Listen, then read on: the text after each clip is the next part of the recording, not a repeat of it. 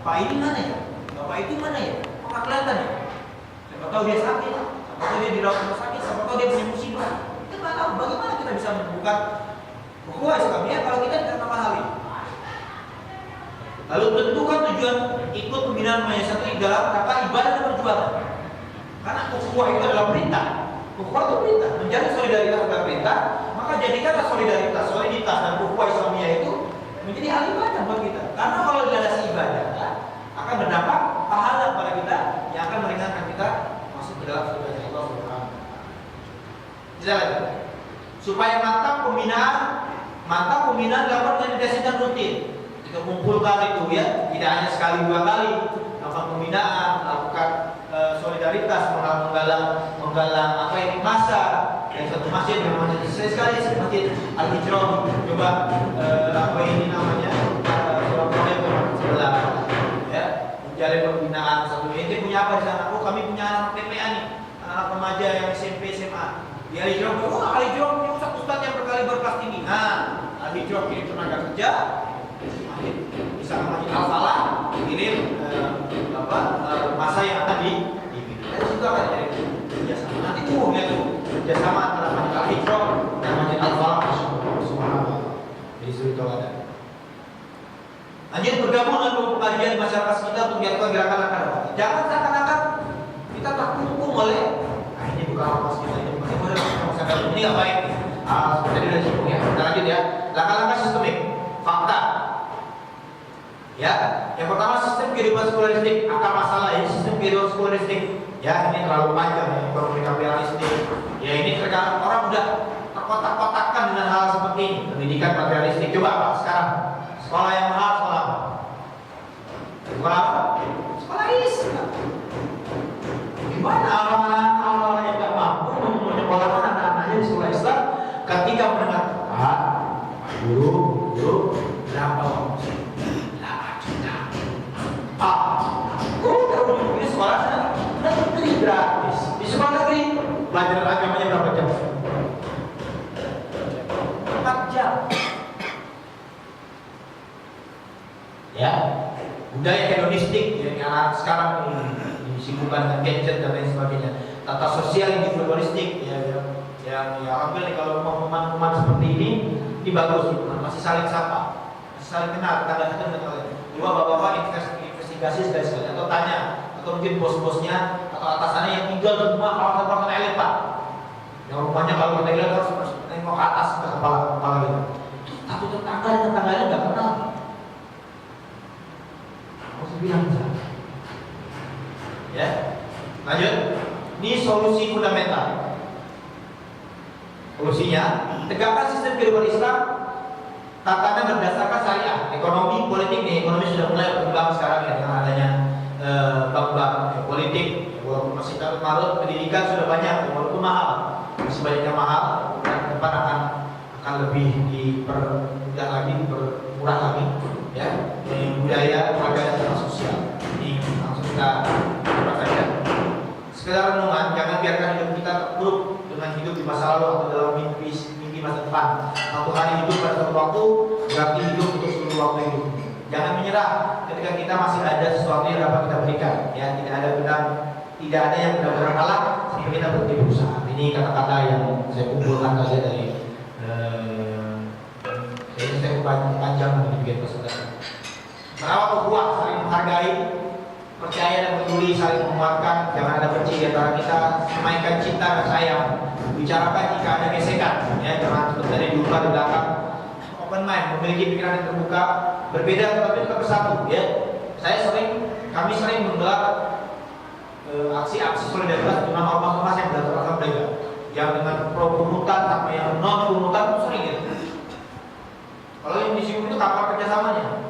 Nah, ukhuwah akan kita sinergi dalam episode perekonomian, akan terbangun kekuatan dahsyat, akan memberikan rasa aman bagi umat yang masih awal, akan menjadi teladan bagi generasi berikutnya, akan membuat bentar musuh-musuh Islam selesai. Ya itu dia. Selanjutnya saya akan coba memperlihatkan video bagaimana video-video ini mungkin bisa menumbuhkan solidaritas kita antar sesama Muslim. Ya, ini kita bahas dari yang Rohingya dulu. Menit ini cukup. Nih.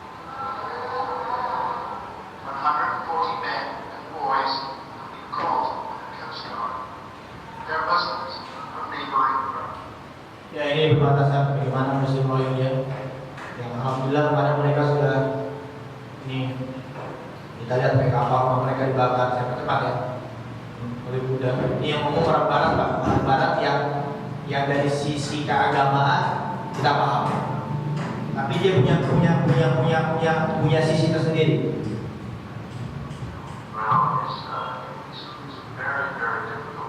Orang yang non muslimnya seperti ini mengatakan. Jadi dia mengatakan subhanallah, susah melihat. Yang jelas pasti di sana terjadi pembantaian. Ini bagaimana posisi di sana ya. Subhanallah. Ini kita lihat beberapa foto-foto ketika saya berada di Langsa Aceh. Ya, ini yang pertama ini camp Langsa, ya, camp Langsa. Muslim Rohingya senang sekali betul. Solidaritas mereka rasa ukhuwah mereka bertambah ketika mereka berdatangan ke Aceh. Apa kata mereka? Kami lebih baik dikubur di Aceh, di Indonesia, daripada kami bisa kembali ke Myanmar. Mereka nggak mikir ke Indonesia nih apa alirannya, Islamnya Islam garis apa, tapi ini bayangkan kan Bapak kita tahu Rocky Martins ya, Rocky Martins yang masak lampai yang kontak itu jatah mereka tuh satu roti itu dibagi 3 satu hari selama di kapal. Minumnya aqua gelas yang kopean itu jatahnya 3 orang satu hari. Mereka terombang ambing 1 bulan 23 hari, hampir 2 bulan. Hari ke-38 kapal mereka sudah mati, habisan bahan bakar di tengah laut, gak ada yang nolong, gak ada komunikasi, makan sedikit ini. Mereka hanya bisa memancing, mereka hanya bisa berdoa, menangis, dan bertawakal dengan bantuan Allah berupa ombak. Ketemulah nelayan yang sudah melaut sejauh selama 4 jam. Bersama kami nelayan senangnya bukan mereka. Kita yang langsung ke intinya saja. Ini ibu yang merawat anak-anak ya. Anaknya 3, dia merawat 1 anak yang yatim piatu, gak punya ayah, punya ibu. Bapaknya dibunuh di Myanmar oleh Buddha, ibunya meninggal di kapal, tapi dikubur di laut, dibuka ke laut ibunya. Ini nanti anaknya saya lihatkan fotonya ada. Ini anaknya yatim piatu itu gak punya ayah, dirawat oleh ibu yang tadi. Ibu tadi kita kasih uang jajan ya buat. Jadi dia selain merawat anaknya sendiri, dia juga merawat anaknya. Subhanallah. Kenapa kok ibu mau-maunya merawat? Di sana kita bingung ngomongnya pakai apa. Tapi alhamdulillah ada 1 orang bisa bahasa Arab. Mau nggak mau dia jadi muslim saya ngomong Arab. Dia terjemahkan besok yang lakukan, dia terjemahkan di bahasa Arab saya. Ustaz nanti orang yang hafid Quran itu. Ini anaknya. Subhanallah. Ya. Kita lanjut. Ya langsung saja. Bahkan di sana itu main sepedanya gantian Pak. Ini sepeda seperti ini gantian main. Ya kalau ingin senang mereka main sepeda gantian nanti kelar ada yang ini, ntar yang ini naik. Ini yang ini selesai, yang ini main terus gitu. Cuma ada 3. Nah kalau itu kemarin kita beli sepeda cukup banyak, kita beli sepeda untuk main mereka selama di camp pengungsian. Mereka senang dengan hal-hal seperti itu.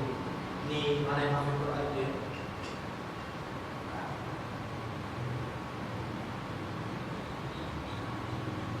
Ini mereka tidur di alas, di meja plastik seperti itu. Ini bantuan-bantuan ya. Tapi kalau urusan makanan mereka save. 2 bulan ke depan mereka save. Nah ini mereka, dia. Ini Imam Hussein, hafid Quran Pak, asal Rohingya.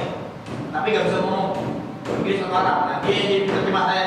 Orang ini bisa bahasa Inggris, walaupun bahasa Inggrisnya bahasa Inggris versi Bekasi Pak. Ya, yes no, I am, thank you, gitu-gitulah. Tapi saya ngerti apa yang dia masuk. Grammarnya udah grammar versi dia. Bodoh amat, present continuous mau past tense campur aduk. Enggak masalah. Ya, kita kasih om jajan.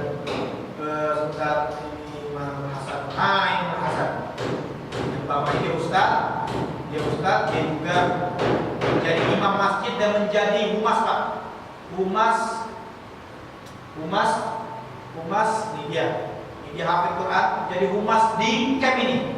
Karena dia yang bisa menjadi humas antara relawan-relawan yang datang ke dia ada masalah. Hafid Quran, bapaknya dibunuh yang tadi saya ceritakan. Ketika lagi sholat disabet pedang, lalu pedang bapaknya diikat dalam masjid dan dikubur, dibakar itu, dan ya, mati di dalam masjid. Ini Hasan namanya, ada beritanya di islammas.com. Ini bagaimana kondisi anak di sana. Ini kita berikan mainan sepeda-sepedaan ini biar mereka bisa bermain. Insyaallah seperti itu. Ya. Jadi ini baru yang ada di Rohingya. Ini ketika kami juga di tempat lain berada di Suriah. Bagaimana kita berada di sana ya, di Mangzilah langsung saja buka. Ini acara-acara yang kami laksanakan ketika berada di Indonesia. Ini tim pertama langsung saja di toko pernyataan di lembaga kemanusiaan konflik ini pernyataan resmi langsung dari sana, dari lembaga di Al-Ahbab di Kakia ini tidak mengenai bantuan kesehatan lokal. Tim kelima kita bersama ini kita lagi bangun ini Pak rumah Tafid. Ini sebelah sini udah hancur kemarin pas ini dibom oleh basah-basah. Ini yang kita akan meninjau lokasi, kita akan bebaskan tanah di sana dan sudah dibebaskan. Alhamdulillah, insyaallah seperti ini. Ini yang terakhir kemarin untuk musim lokal ini di Turki ketika kita akan kembali ke Indonesia. Kondisinya dahsyat Pak. Ini salah satunya tadi saya sempat cerita ya. Ini kalau Bapak ada di Suriah seperti ini.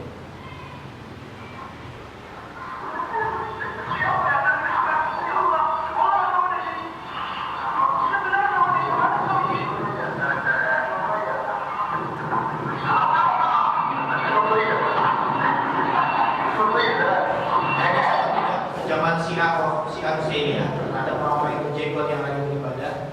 Terus ini bagaimana camp pengungsi sampai seperti ini karena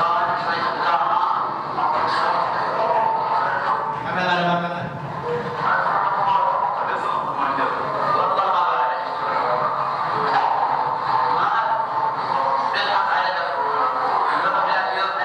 Saya tidak makan sampai 4 hari lamanya. Ketika kami dapat, kami yang roti kecil.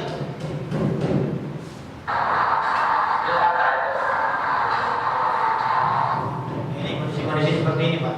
Masih banyak video-video lain.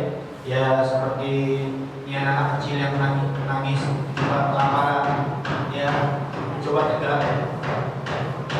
Ini dokter ini orang ini dokter di London, dokter ortopedi, profesor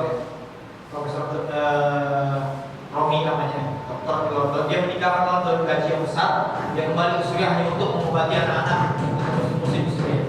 Ya solidaritasnya masya Allah. Karena Islamnya ini anak-anak nangis, nahan lapar dan kedinginan. Sebelumnya lagi 12 derajat Celcius di Jakarta. Baik, itu saja yang saya sampaikan. Semoga bermanfaat. Mari kita tingkatkan solidaritas kita, ukhuwah kita